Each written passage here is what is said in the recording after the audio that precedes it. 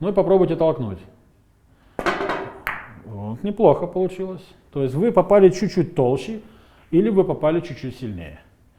Но играть на бильярде Владимир вообще не умеет.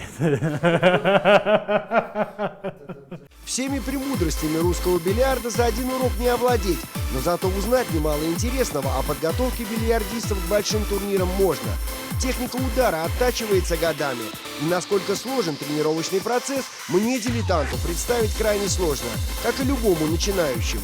Не каждый понимает, с чем он сталкивается. Когда он приходит на бильярд, он думает, что это игра.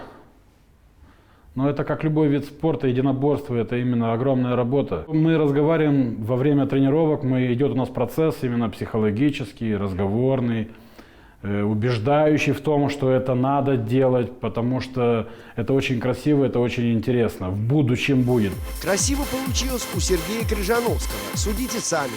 Победитель различных престижных турниров, чемпион мира. С ним Александр Каражевский работал на протяжении 2 лет. Безусловно, научил многому. На индивидуальных тренировках внимание уделяли и тактическим аспектам игры, и правильной технике. Тем удивительнее было услышать от нашего героя следующую фразу: «И я себя тренером назвать не могу. Нет специального педагогического образования, а все наработки – это опыт. Опыт как наставника, так и игрока в русский бильярд». Я отошел от турниров. Моим ученикам было интересно, когда я играл. Ну, я не могу и тренировать, и тренироваться. То есть я должен выбирать одно из двух. Я выбрал тренерство, при этом я уже, конечно, прекратил играть. Продолжая играть на турнирах, я прекратил играть как игрок. То есть я стал проигрывать, и многие мои ученики уже смотрели на меня как бы, ну что там, я уже выигрываю у тренера, уже, ну, значит, я всему научился. Они не думают о том, что это просто спад в моей игре. Всем видам бильярда Александр предпочтение всегда отдавал пирамиде. И вот почему. Это на самом деле очень умная игра, она очень сложная. И на время она не может играться никак. То есть я не вижу этого, может, я этого недопонимаю. Но в снукере, например, наоборот, дают много времени, ты лучше подумай и сделай правильное решение, чтобы это было видно твое мастерство. Чтобы зрителям понравилось, как ты вышел из этой ситуации сложной, а не просто закрыл глаза, ударил и попал в эти шары. Количество партий, а встреча обычно длится до 5-7 побед, также, по мнению Александра, не позволяет проявить себя игроку. И если поединок складывается неудачно, изменить его ход возможности уже не представляется. Другое дело, если, по примеру снукера, продолжительность каждой встречи увеличить. Играть, скажем, до 10, а может быть даже и до 20 побед. Чтобы человек мог успокоиться во время игры, собраться опять, то есть чтобы шли какие-то эмоции у человека, внутренняя борьба, чтобы он показал свое мастерство именно в том, как он владеет собой. А так у нас очень короткая получается дистанция, человек не успел войти в режим игры, а его уже обыграли, потому что игра очень быстрая. Если ты играешь с мастером высокого уровня, то достаточно одной ошибки, и он тебя просто забивает шары, заканчивает партию за полминуты, за минуту. То есть, и нужна дистанция, чтобы человек успокоился, да, он проигрывает там 5-0, 6-0, он успокоился, взял себя в руки, вошел в режим игры, сравнялся, успокоил немного того, кто шел впереди, то есть чтобы шла борьба не только игры как мастерства, а игры психологической. Психологическая устойчивость – качество крайне важное для любого игрока.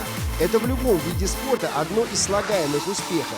Бильярд, конечно, не исключение. Но как научить игрока оставаться невозмутимым в трудных ситуациях? Если ты очень хорошо отработал это все, значит ты будешь более устойчивый, морально устойчивый к игре.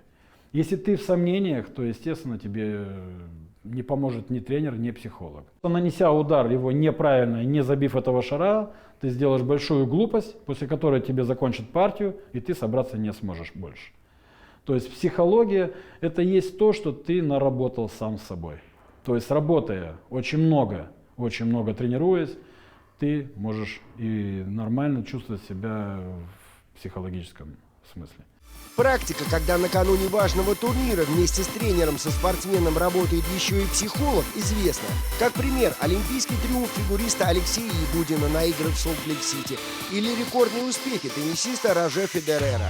Но всегда ли подобное сотрудничество даст нужный эффект?